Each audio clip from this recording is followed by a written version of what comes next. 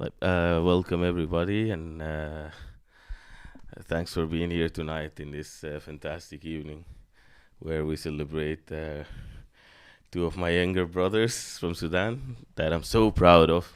I have to wait a little bit for Ahmed to come, or we can just back talk him until he shows up. Yeah. No, but seriously, we're not so many from Sudan who are practicing art here in Norway. There are not so many foreigners practicing art in general. So if we do like percentages, we were doing pretty good.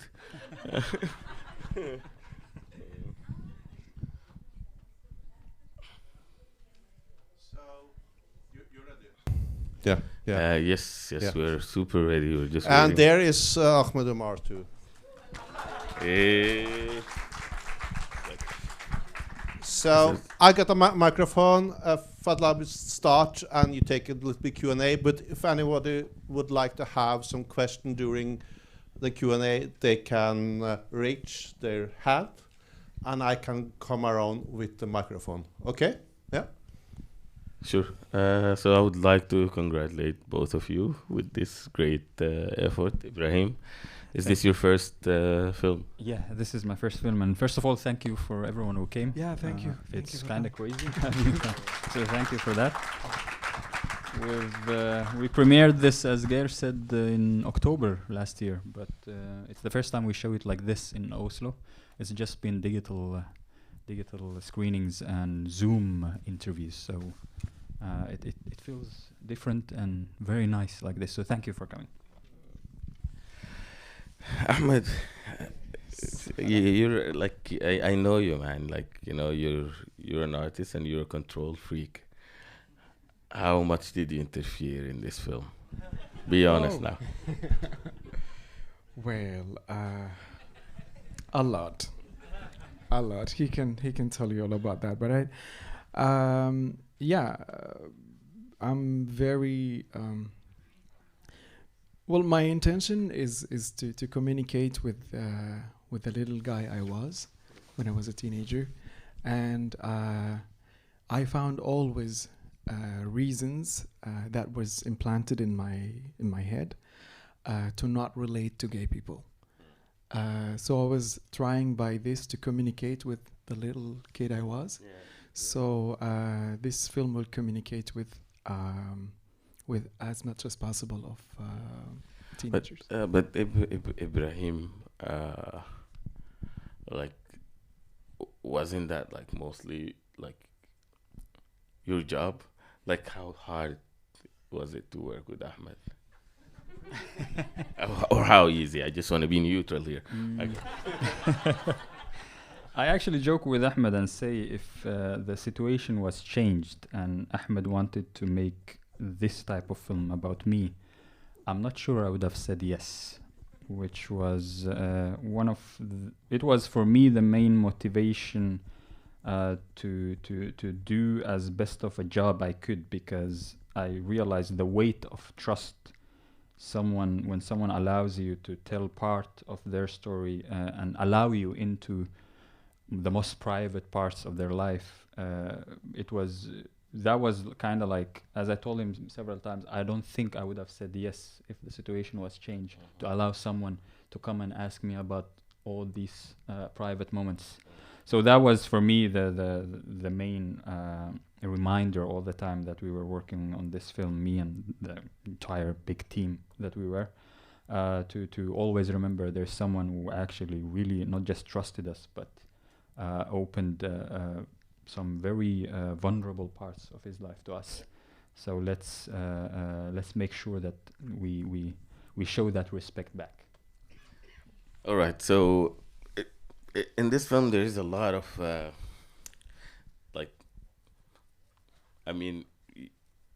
you're trying to weave an image of an identity in a way, a new one, forming one continuously still. But a big part of it was home or homeland. Like Sudan itself, it's not even a country yet. Like it didn't even happen. Like it's just borders drawn by some European. At some point, there's nothing really that will make us like a country. At this moment, we have like maybe 6 armies, or militias. Like some of them are even like mercenaries fighting in Yemen in behalf of the Saudis and whatnot. Uh, we don't have a stable border. Like it's not even a country due to political science. Uh, what is Sudan and what is Sudanese? I'll start with Ahmed and then with you, Ibrahim, because I know that you're actually Somali, right? Yeah, but you're definitely Sudanese. Yeah, so like, what is Sudanese? What does that even mean? Ooh, that's a big question. But for me, being Sudanese is the memories I have had in Sudan and the sense of community and relation or tillhörighet to a culture that I like and I'm very proud of. That is for me, although like I have lived a big chunk of my life in Mecca in Saudi Arabia, but I even forgot the Saudi dialect. I can't speak it anymore, and I have not so much of recollection of how life was there. But the time in Sudan is very vivid, and also, it's a thing that activates my skin through goosebumps. Like every time you remember something or you experience something, you get goosebumps. This is my relationship to Sudan. It's a very good question you asked, a very big one. It's actually the main reason, or it was the driving force behind making this film, which is the idea of identity building. For me, Ahmed kind of represented me in a more interesting way, because I have a little bit complicated identity concept. My parents, both of them are Somali. I don't have any blood relationship with Sudan, but I've never been to Somalia. I was born in Norway, and when we were around 6 years old, my entire family moved to Sudan. So I grew up in Sudan, and when people ask me now, first I say I'm Sudanese, although I don't have any blood connection with Sudan, because Sudan is where the Ibrahim standing or sitting here was made, basically. So it was like I always struggled with this concept of when people say, where are you from? It's one of the easiest questions someone can get, but for me it was, I always had to actually make a small strategy in my mind. Do I want to talk with this person? How much time do I have? What kind of situation are we in? So it was like I could give 4 different answers to that. And then I met Ahmed, who had similar background, different identities, but it was also more interesting because he had 2 parts of his identity that he is equally proud of. He is openly gay, he's very proud of that. And he's Sudanese, and he's very proud of that. But the 2 parts of his own identity are kind of in a conflict with each other. And for me, that was like, oh wow, like this guy's going through it, man. So that was like the thing that kind of drove my curiosity. Like how do we define ourselves? What is identity basically? When someone asks, or when you ask yourself, you look at yourself in the mirror, how do you define your own story? And Ahmed, and following Ahmed going through that was for me like the reason I made the film. I mean, it's obvious, like, but somehow I also found some stuff to be like a little bit of dreamy, even though you were trying to show like difficulties and how harsh it is to be gay in Sudan. But somehow you're weaving your own identity in a way and making this fantastic, peaceful, nice marriage between Norway and Sudan. Like when the national anthem, the Norwegian, and then I'm seeing the pyramids of Kush, which is somehow, it's a bit problematic, because Norway is not that nice towards Sudan, to be honest. And I also quote you a couple of times alone speaking to each other in this film in Norwegian. Why did you do that? In Norwegian, I did it to protect myself and No, in the train when you were coming back with the bunad, both of you were talking Norwegian to each other. Why? That was me. It was your idea because it's not a natural like. It's a very interesting thing. The question of language in this film was one of the ways I used to tell the entire story, because in the film, main language is Arabic, but Norwegian was also very important for me, that you hear us speaking Norwegian. And one of the reasons I did that, and you might actually know about this, it's your own project, Pågebråkent.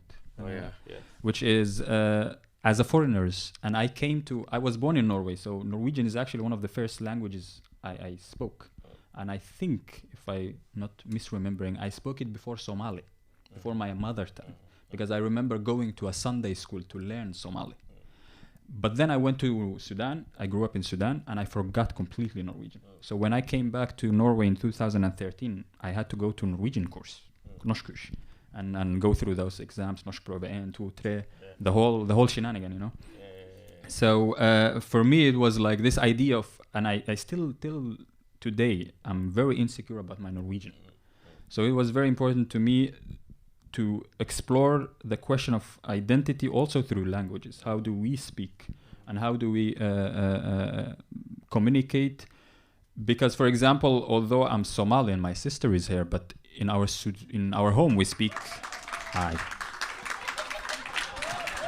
Sit down, brother. Yeah, I knew I was gonna regret that the minute I said it. But yeah, the interesting thing is, me and my sister were both Somali, like 100% Somali. But at home we speak Sudani, and I have vivid memories of my mom and dad punishing us for speaking Arabic at home. They were like, you have to speak Somali at home to never forget that part of you. So languages was an interesting idea to explore in this film, but we didn't explore it directly. We explored it through language. Ahmed, it was very nice to watch this journey from like in art making. Yours like from a very fragile state, like from your like questioning. I remember when I met you, like at the very beginning when I came to Norway, that you were like pretending not to be gay, and like I visited you. You were making us dinner, and it was like, that's my roommate, and like, but it was very nice to like watch this like growth until you reach like Shail Washel Gabaha, that project where you like somehow become like even a shield, like, okay, I'll do it for you guys. But don't you feel like, okay, now I'm gonna be like the devil's advocate, because like a Sudanese guy will tell you like you're just too self-centered in that project, you're not really a shield. How would you answer? Well, first I want to start with like, I was warned of having any connection with Fadlabi from the Sudanese community because he was like, everyone says to me like, no, don't you get close to him, he's atheist and he's like there is but well, when it comes to carrying the face of ugliness or Shail Washel Gabaha,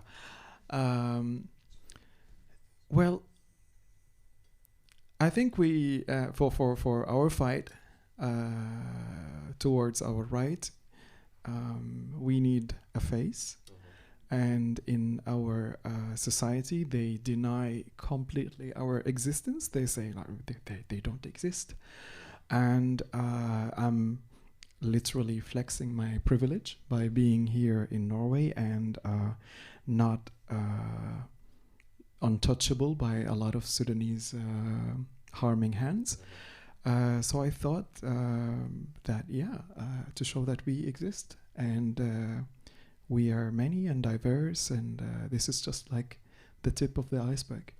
I have one more question for you, and then I'm not going to be kind now, both of you, so this is a warning. like the burnout that you made, like the Sudanese part of it. I know you're an artist. I know how much you like good looking things.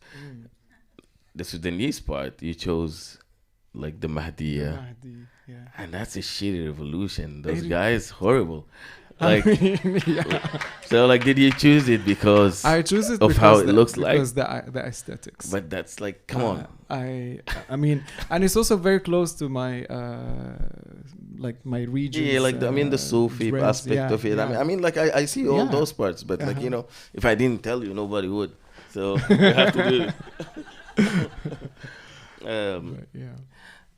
You, Ibrahim, also like sometimes in the film, I felt that like the scenes like in the gay parade, for example, where you somehow like, I mean, I knew that you wanted to illustrate like also, you know, we're all Sudanese, we're all born homophobes in a way, and then we have to learn.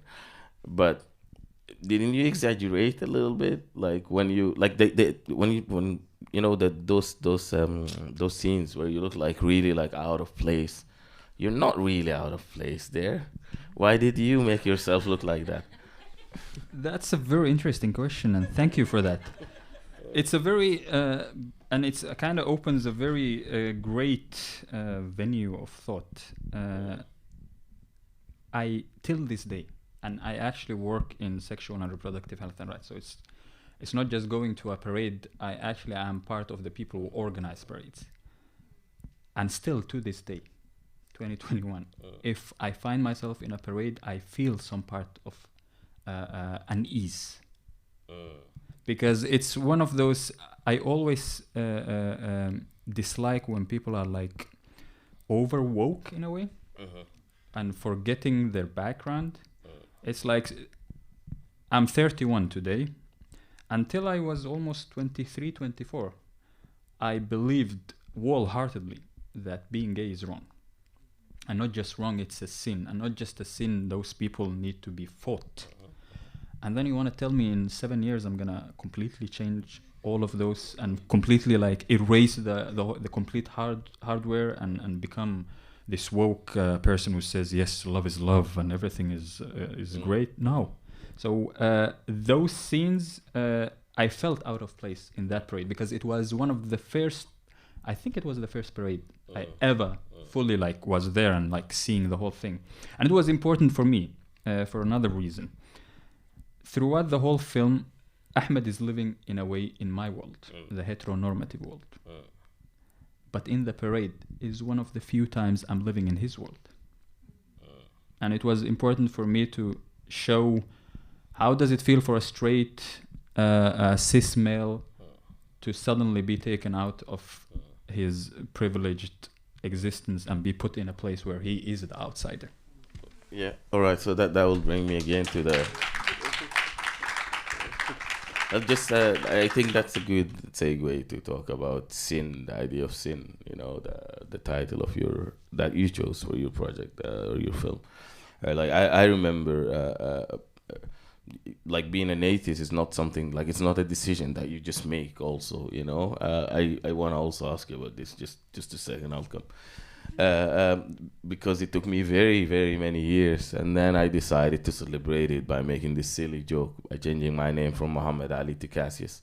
When I felt, and I did that when I started like drinking beer and not feeling guilty, you know, or like or having sex and feeling that was fun, you know. And then I felt like, yes, I think now I'm an atheist, but like how this journey, you know. That you like, I think for Ahmed specifically, like this journey, like when you were coming out, like coming out probably is not really like, you know, it doesn't need to necessarily be like, you know, like okay, that's the part when I felt like it might be the beginning of that journey. Like, do you want to talk about it? Well, yeah, as I said in the film, it took many years.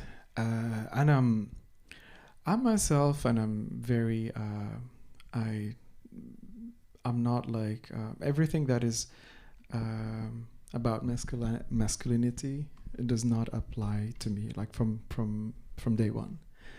and I was pretending and acting was just exhausting, and it took me to many places. Depression is one of them, and after so many years in Norway, I've been here in Norway for 7 years until I dared to just say yeah to the question, are you gay or what? And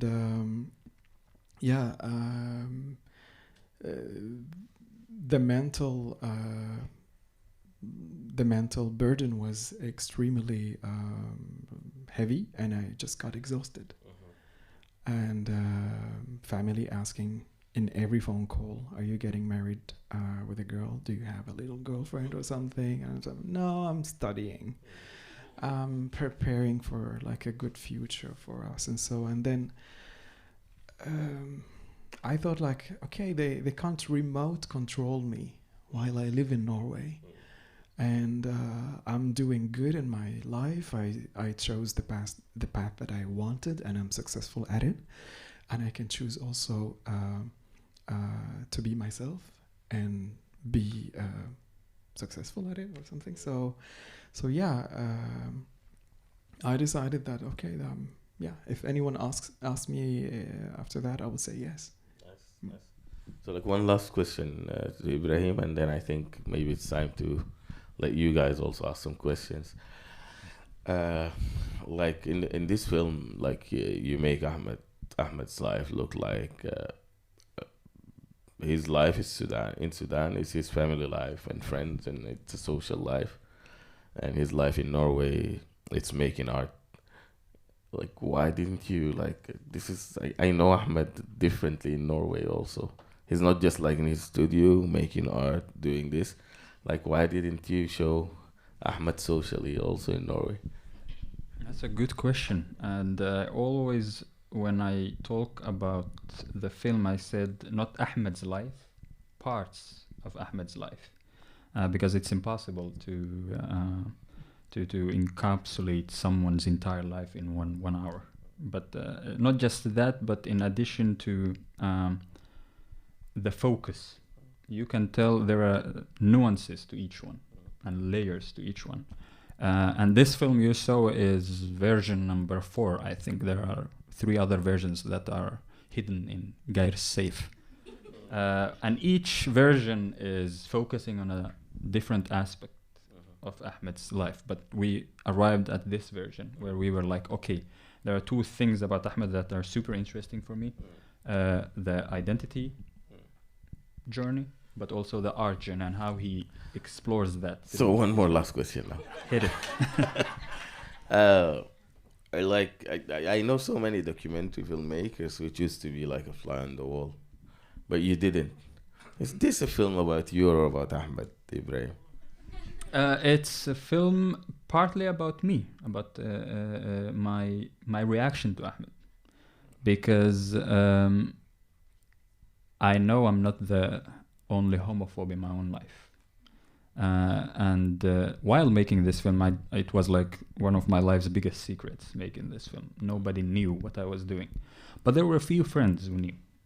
And it was always interesting when we meet, usually around the Christmas time when I travel, they will be like, how's it going? And how's about that crazy fucked up project you're doing? You're still doing that? It was like always like, come on, man, like why do you want to open that door? So it was, I represent not just myself, but also the mind view I come from, which is what Ahmed is doing is wrong. What is this? And the idea of basically the film is I get to ask Ahmed directly all the questions and weird stuff I'm wondering about, and Ahmed gets to answer. Instead of me going around asking other people about Ahmed gets to answer for himself. And then the viewer gets to decide what they think. Okay, so before we open for questions, I have to, after all this beating, I want to tell you that how proud I am of both of you. And congratulations. So, any questions? Then we got 10 minutes for questions. Anybody? Yeah. We should do it this way. Okay. Congratulations to both of you. So proud of you, my friend. Ahmed, you said in the film that you are emotionally exhausted, right? How are you right now? Because for me, you're now kind of a symbol for many people that maybe don't have voice in this kind of situation. I was telling my friend here, I just want 2 of my brothers to see this film, and you're this kind of symbol. Are you prepared for this? For this kind of responsibility of being a kind of symbol for many people that have no voice? Wow. Well, it's very much. It's huge. It's huge, and being the only one for 4 years now, it is even harder because I get to be used in a lot of situations that I'm not even part of. Like I'm the reason of the falling of our country, and I'm the reason of the failing of the society and everything. And it's it's not. It wasn't an easy thing, but I still have in the image of me as a teenager, and when I needed help, the only one who I could relate to, who I could feel safe that he's maybe gay, is one who tried to sexually harass me. So I thought that with my privilege of being here, I want to just share my story, and so a person like me would just relate to me. Because this is an open door for abuse, having no one to relate to as a young person. Anybody else?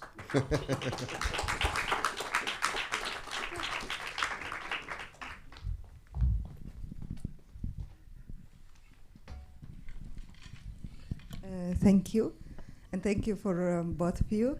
I think Ibrahim, I found myself on you.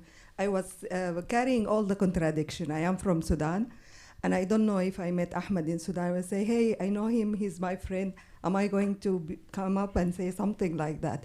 And I remember I was talking to my aunt. She follows you in the Facebook, and she said, oh, that handsome guy, I feel so sorry about him that he's like that. I told her he was 2 days with us, came to my child, and he said Mabruk for the new son I had and something like that. And I told her he's very nice, and he's not drinking coffee or wine or something. And she was saying to me, it doesn't matter, he's going to hell anyway.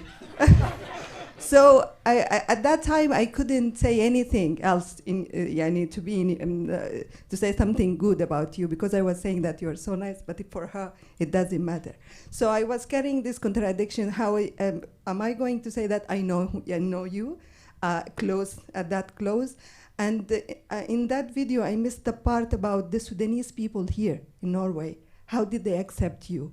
And even the other Muslim, because I can hear there is Syrian here, other Arabs who can speak Arabic. And the Somalia as well, as Ibrahim is from Somalia. How did they accept you, this conservative Islamic people? Thank you. Well, I have some stories to tell. But there is always like some nice surprises, and there is some awful ones. The good thing with my presentation, how I look, that I don't look typically Sudanese nor Arab. So people would like say things right in front of me, like I could hear it, and I can just like, hey, are you just talking about me or something? But there is some a lot of reserved people. They don't want to like get too involved, and there are some who come and say hi, and there are some who spit.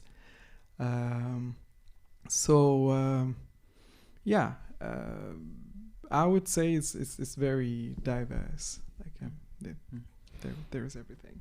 I think the keyword for me here is diverse, because before we released the first poster of the film, which was the first time I was like officially saying, yo, I made this film and it's about this guy who basically every Sudanese guy knows. I used to go through my Facebook friend list. I would be like, this person, how would they react after the poster comes out? And I actually scheduled the poster, and every day it was, I think, in September, something like that we released the first poster of the film. And the more that date got closer, I started to get scary, and I would like obsessively go through all my, oh my god, this person, oh my god, I really like this person, but I don't think they will be still my friend after the poster comes out. And then the poster was out, and we expected backlash, we expected reactions, but we didn't expect so much reactions. And it was the things that are maybe stereotypical, yeah, of course, death threats and what the hell are you doing? But also it was very diverse, because a lot of people that I had actually written off, I was like, this person, it's over. They were calling me, and they were like, I remember one of very close friend to me, he's a little bit older than me, we studied together in Sudan, his name is Haytham, and he's traditional, conservative, religious. And he called me by phone, not on WhatsApp, but real phone, so it was very expensive for him to call me in a Norwegian number. And he was like, Ibrahim, I don't know, I see a lot of like stuff going on Facebook and on your Facebook, and it must be difficult for you these days, but Ibrahim, I want you to remember one thing. I'm really proud of you, because we studied oil engineering together, but you always insisted of going into film, and here you are today making a film. I don't understand the topic of the film, but still, I'm proud of you. And this is one of the most religious people I know in my life. So that for me it shows the diversity and the nuance of, it's very easy to say, oh, Sudanese people are homophobic. It's actually not true. It's very nuanced. There are homophobes, there are homophobic laws, but it's very diverse, the reactions. I want to share also a moment about this guy here. After the first time I announced my sexuality was in Anarko, Migrapolis in 2012. And at that time I still had like the bad image about Fadlabi, that he's gonna hurt me and do not come close to him and so. But we met at school, and we were like very like civil with each other, like, hey, how are you doing? And so I'm like, yeah. Yeah. I mean, so the episode aired in Anarko, and Fadlabi calls me, and it was the first time he calls me. And I was like, shall I answer? Shall I not? It's like one day after the episode, and so I answered. I was very like ready to get bashed, and it was like, hey, Abu Ahmed, or like Ahmed, how are you doing? And so on. He said, that move that you did in TV, and my heart sank completely. And he was like, this is the most amazing thing. Thank you for doing it. And I was just like tearing. And what is so meaningful for me, it was that it was the absolute first time I hear a supporting voice in Sudanese accent. So that is very meaningful for me. So, shukran.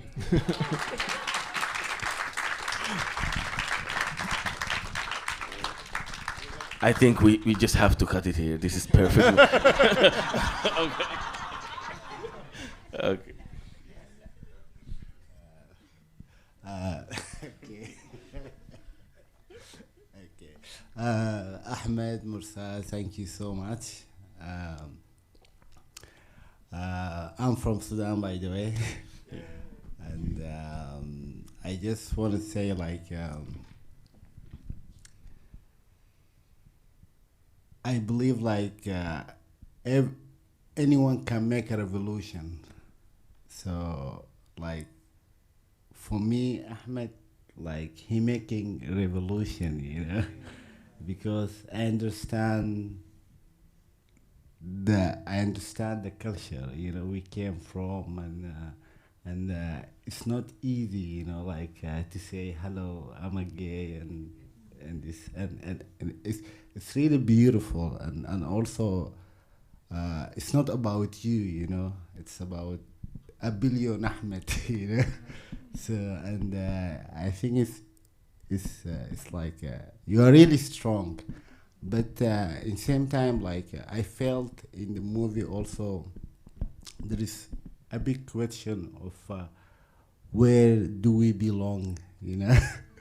So because you born or you raised up in Saudi Arabia, and also Ahmed Mursal from originally from Somalia, but he born in Norway and then he raised up in Sudan. What the fuck is that?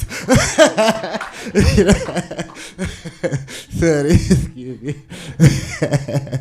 but in same time, like both of you are looking for something, you know, to reflect for the entire human race.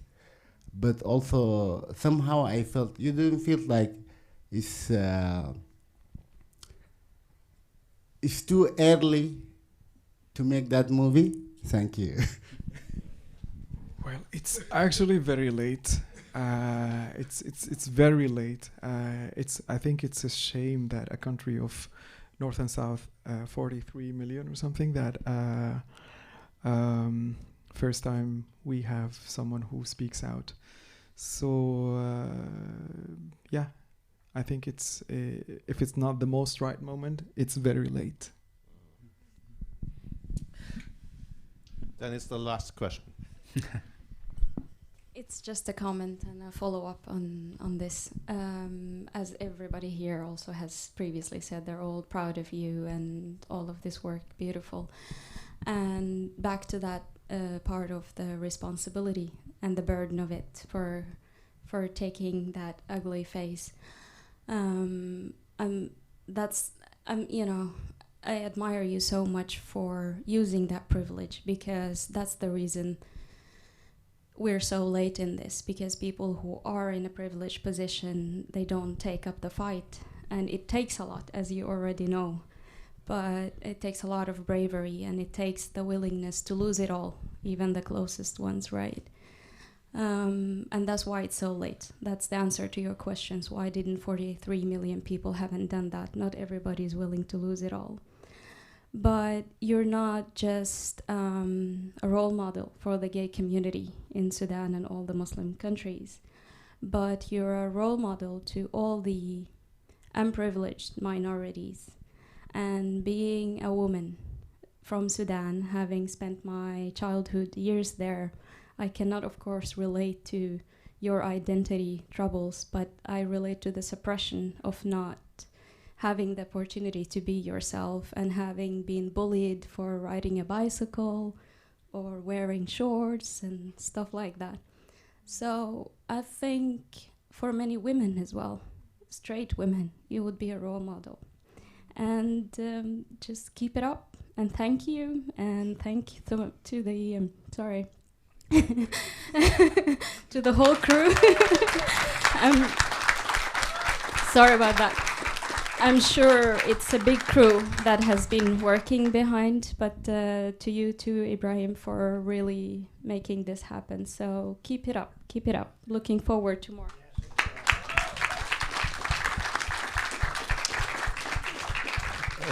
Then we have to end. Our time is limited here, but I can say that we have the ability to be out here at Kunstnernes Hus even one more hour, so it will still be open here, so we can still talk. Anything else you would like to add in the end here, Ibrahim or Ahmed? For me, thank you all again for coming. This has been beyond any daydream I've had. And it's also a point that Shatta said about is it too early or late, which made me think about something. When we filmed this, it was 2018 when we were in Sudan. and we filmed it in the most insane security situation you can think of. Half of the film was filmed in a mobile phone. And it was like me and Geir thinking weeks, months before we traveled, and a lot of like weird worst case scenarios that we went through to try and plan. The interesting thing is I went to Sudan the year after 2019 and 2019 I think. It was only 1 year literally from January to January. And I could not believe my eyes. The amount of change that happened in one single year, 12 months, from January to January. So it might be late, yes, but change happens very fast at the same time. 3 years ago, if you had told me there will be a Facebook group where Sudanese people openly talk about their sexuality and their sexual orientations, I would laugh at your face. While also being in the middle of making this film, I would laugh at your face. I would be like, you're crazy. Today, there is a Sudanese Facebook group. It's called Sudanese Rainbows. It has almost 6,000 people with their names, faces, talking openly about LGBTQ issues and different debates. 2-3 years ago, I would laugh at your face if you told me it will happen on Facebook in your lifetime. It took only 3 years for it to happen. So change happens very fast. This film and Ahmed being the only one open, it's very late and it's very difficult. But change is also not easy, but it can happen very fast.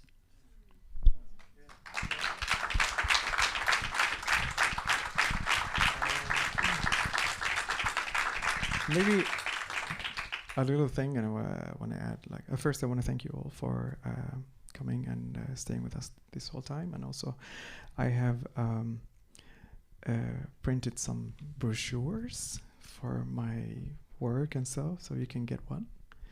And I have, they're not so many, they're very few, like 4 or 5 tote bags that I designed. And the lucky one would get them. I don't know who would get them. Like, I mean, yeah, so,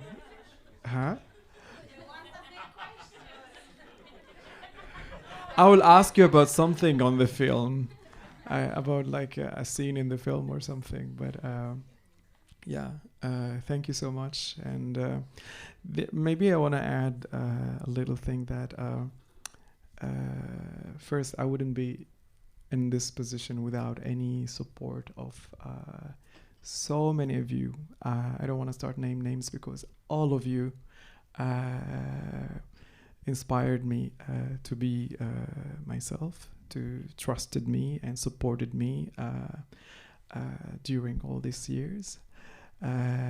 Andrea is one of the people, and Lotte, they're the ones that I know for 11 years now. So thank you so much. And Denis as well, Mamoulette. So if you have any space to give this meaning of life to someone, do it. Because the least effort, it doesn't even take an effort. The least action, the least of words can mean a lot to someone. So we can celebrate billions of Ahmed. Thank you.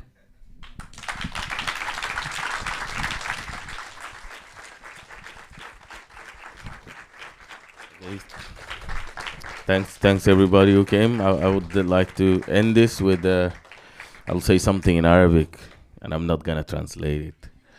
مسكينة هذه الكواكب غير المأهولة بالسكان فأرضها ليست مقسمة إلى أوطان أرضها لا يحرسها الجند ولا يموت لأجلها الناس مسكينة. شكرا يا شباب.